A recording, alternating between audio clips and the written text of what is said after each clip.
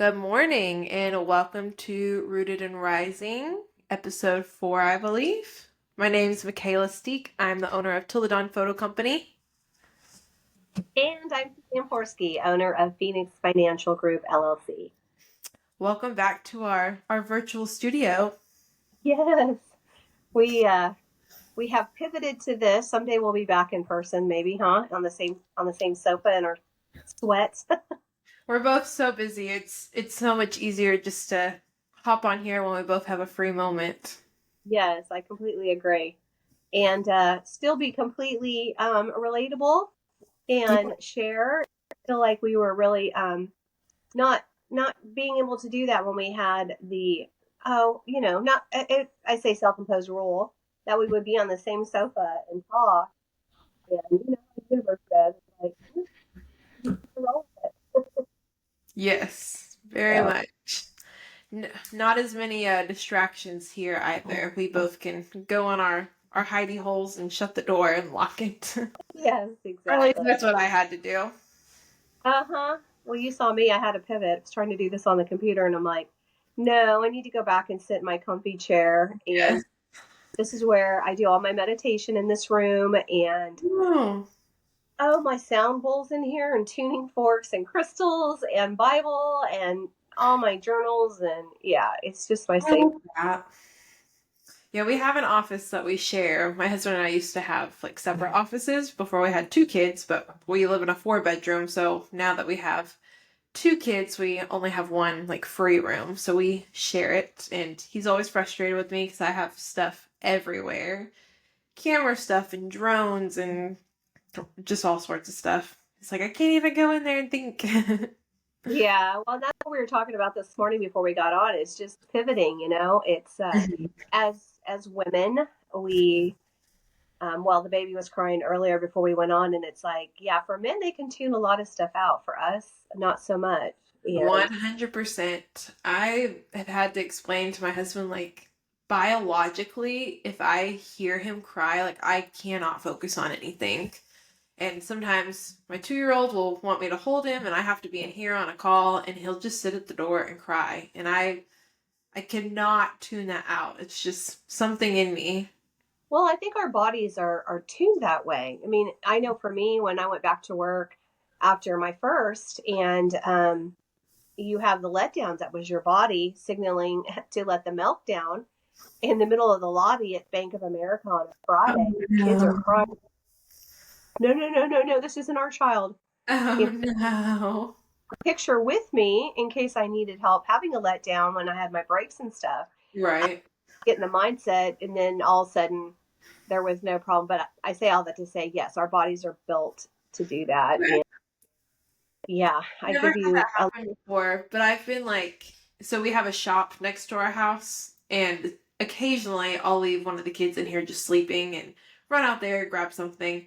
And I can somehow, like, I cannot explain it very well, but I can feel them crying. Like, I cannot audibly hear it, but I, like, know one of them is in the house crying. It's the weirdest thing.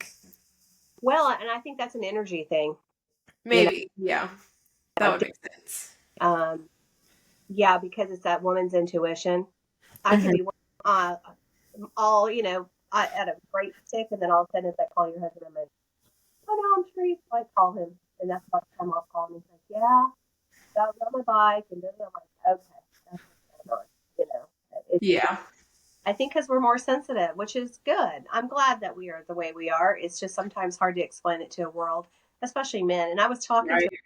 a client doctor this morning about that.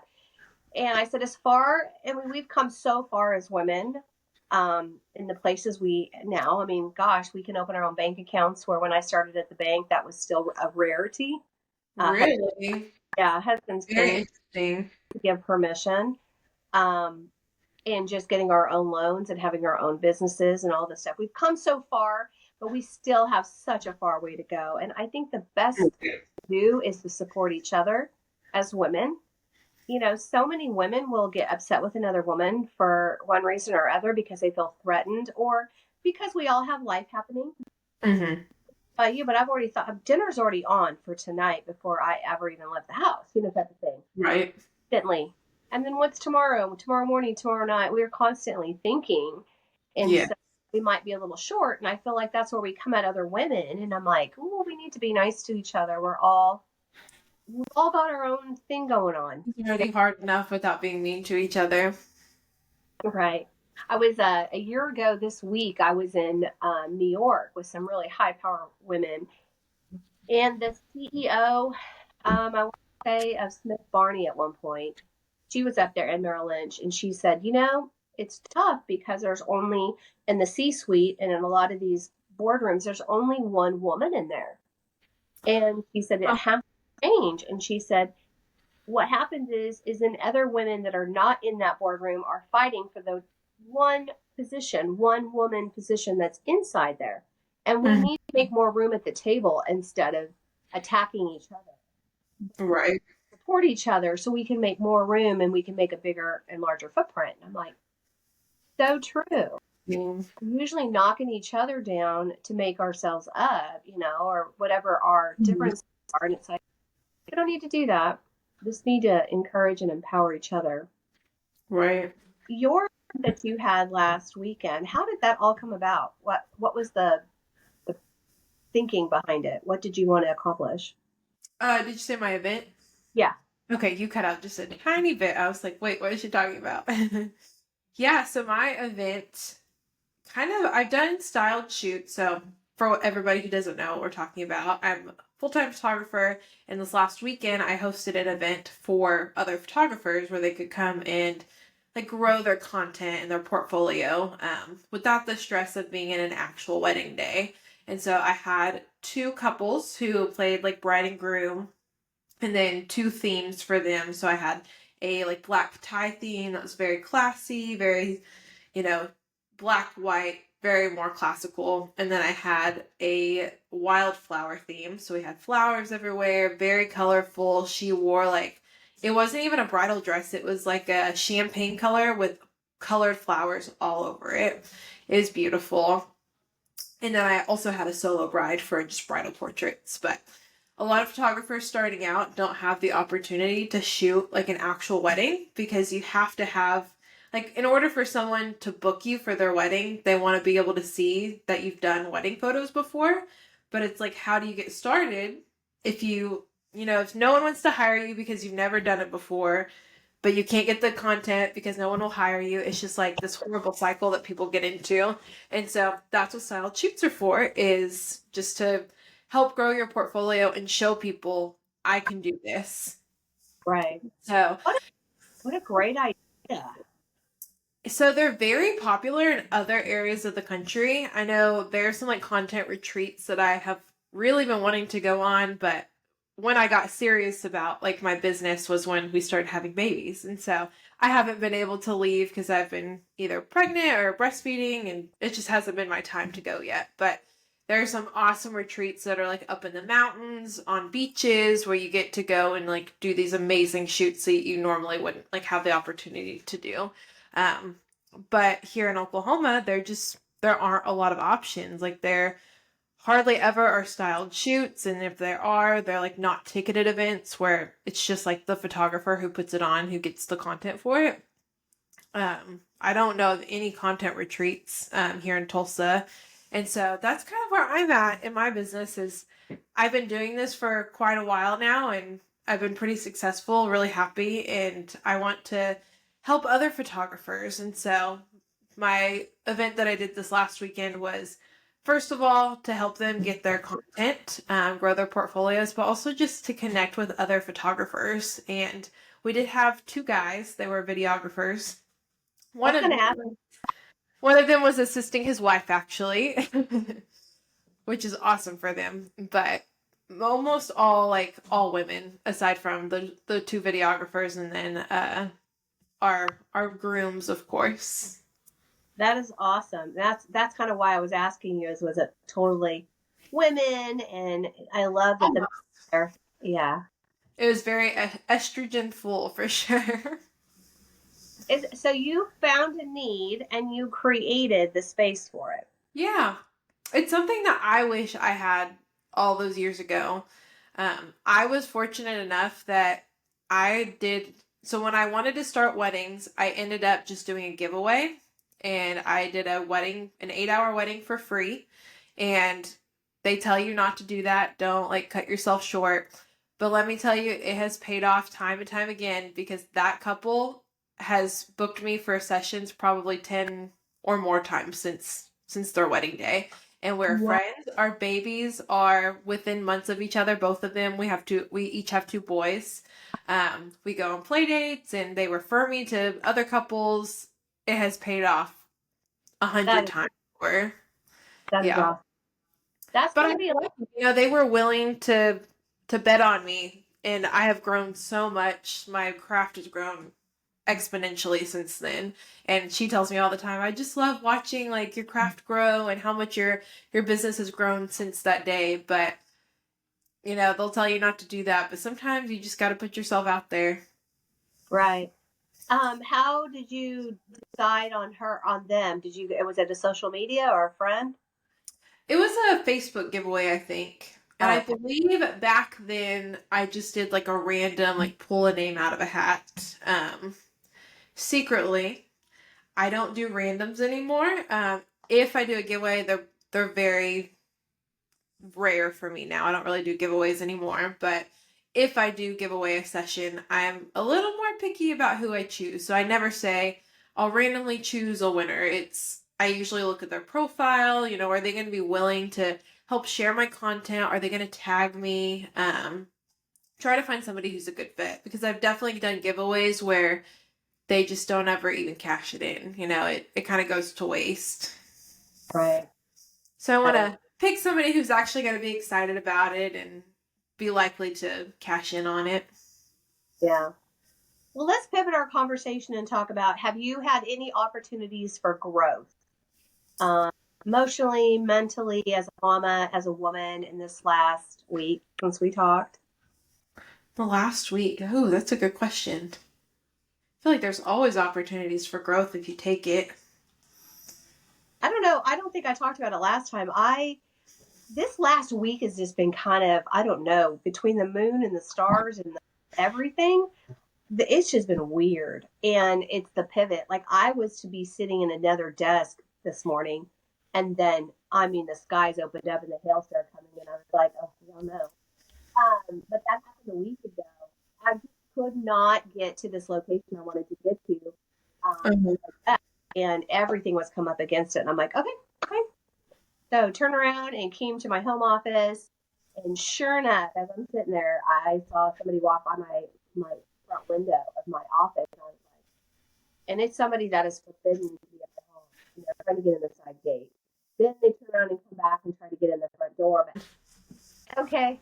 Yeah. So as I was locking the door, they were on the other side pushing. Thank God it's a very heavy door. But all that to say, sometimes we have to, not sometimes, always, we should take those nudges from the universe, God, universe, source, I call it Gus, and say, okay, as women, we are so used to and prone to pushing, pushing. At times that's what it takes, perseverance. But we definitely know the difference of when we got to say, okay, I don't know why, but I don't need to go there, or I do need to go here, and I just have to be present in this location because it's imperative. And, Right. and just be okay with it. I could have had a huge attitude, and I was just like, nope, I'm just going to smile, and I'm alive. There's some people who didn't wake up today, and there's a lot of people that we had somebody that, their mother transitioned last week. And you're like, I'm alive and I'm okay, and I'm not supposed to be at this office. I'm supposed to be at this office. And then here I come to find out, my granddaughter and my husband were in the house. I don't think that door would have been locked or, but I happened to see it all. I happened to see it all. And so I was able to go do what I needed to do. So it's Right. just not being stressed out. I mean, we can have our agenda and do the best we can with it. And I'm sure you know that as a mama. Oh yeah, I always tell people my favorite thing about being self-employed is that you can pivot, and when life says it's time to go a different direction, you just do it. It's not like a huge Like, if you are in just a regular job and you decide it's time for a change, I mean, it's a big deal for you to look for another job, go to interviews, eventually quit your job, move to the new job. Like it's a very big transition, but when you're self-employed, you kind of just get to fluidly move in and out of the things you want to do. So, that's what I love about it. Yes, the freedom of it. But Yes. with it comes a price, and people say, "Oh, what I would do to have." I don't know. It's not for everybody. We put It's really everybody. a lot of fuel in that rocket, and I I can't would turn it off. not like I don't dog on anybody who prefers a 9 to 5 because there have been days that I've been like, it would be nice to just go to work, clock in, clock out, and be done. Because as a business owner, your mind is always moving, always going. It's hard to shut it off. And I'm getting better at shutting it off and just putting up my boundaries, but it's difficult sometimes. It's like I was telling you earlier, before my event, I had a model drop out last minute, and even after I came up with the solution, my mind still, in the middle of the night, 2 o'clock in the morning, could not turn it off. And that's part of being a business owner, Mm-hmm. Not for I everybody. no, and it's not turning it off. When I have people, even my husband, when he was working, he could leave the job and just that be done. Right. Kind of like when we leave the grocery store and you're done. Well, I don't think women, we still think about what we maybe forgot, but yeah. I'm like, how do you sleep so good at night? He goes, I don't I just think about it. Mm-hmm. I'm like, God, business owner, what did I possibly overlook today? Who and what? And if that is all satisfied, okay, what do I need to do moving forward? tomorrow. Yeah. And like, yeah, what's the latest and greatest? What's out there? You're kind of thinking about the new field, the fruit in the new field, and Yeah. where do I go? And yeah, And that's why I I'm think learning. I've gotten Go really ahead. good about I know that I like to pivot and as life changes and kind of where I'm at right now is I'm ready to kind of give up my weekends because as a photographer, I work a lot of weekends and our boys are getting older. And once they're in sports, they're going to be doing activities on the weekends. I don't want to miss that. And so I'm like, okay, what direction do I want to take my business? And I think that direction will be photographer education, content retreats, style shoots, mentorships, that kind of things. And then just branding shoots, because that kind of stuff you can do during the week. You don't have to work weekends. And so that's the goal. That's my big end game. But back in the day, if I had made that decision, I would have been like, okay, change everything right this second. Like, I have to Right. rebrand, I have to build a brand new website, like as soon as I possibly can. And I don't do that anymore. I know, like, that's my end goal. That's what I would like to do. But that might change also. So let's just do it slowly and surely. Let's do one model call at a time and build a new portfolio of branding photos. And let's do one content retreat at a time. It doesn't have to be all in all at once. Right. Well, and you're really making me think because I would love to pivot to teaching other financial advisors, male and female, because we've got a huge trend coming up of women who will inherit the largest amount of money that has ever transitioned in the United States. Mm-hmm. And it's just training the people on that are going to be helping these women. And especially as a woman, I know our we're so different and so unique and in all things of life, but financially, we don't look at things the same as men do, thank goodness. And they're very linear. They just like, I'm sure your husband's just worried about you. He needs to take care of. You are worried about, okay, I want to make sure the kids are taken care of, grandkids are taken care of, fur babies are taken care of, maybe Right. church stuff. And so it's how to talk to them and how that dynamic works. We also are way more concerned about the estate planning and Mm. not being a burden to anybody, whether it's financially or physically. Oh, I know. Um, I've told my husband a million times we should probably get everything put in a trust so it's not a hassle if anything were to ever happen. And he's like, we're married, it's fine. Like, but it's not. my name's not on the house because he owned it before we even met. And so like we need to get all that sorted at some point. Yes, you need to get it in the trust name. So the only way to transfer title of a house or a vehicle, anything titled, is either through probate, which is a judge, or through a trust. Oh, really? I didn't know that. You can't, like, if something happened to him, you can't just say, I'm going to sell the house or anything. I mean, you could do nothing. And if his name was the only one on the car, the same thing. I had a gentleman who he'd been married for 41 years, and his wife called me. He bought a truck on a Saturday and got in a really bad car accident that Monday. Oh. And to go get it out of impound because she just knew he had been hit. They're like, no, it was a single accident. He hired off into the ditch. Mm-hmm. But she could tell by looking down there that there was an indent and a black mark, and she's like, but they wouldn't let her get it, even though they're married, because only his name was on the truck. Yeah, she needed a durable power of attorney in place.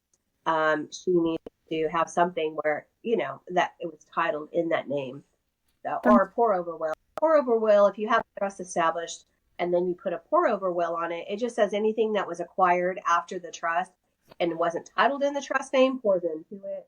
All those little things that really help, but Right. yeah, and men are like, yeah, it all works out.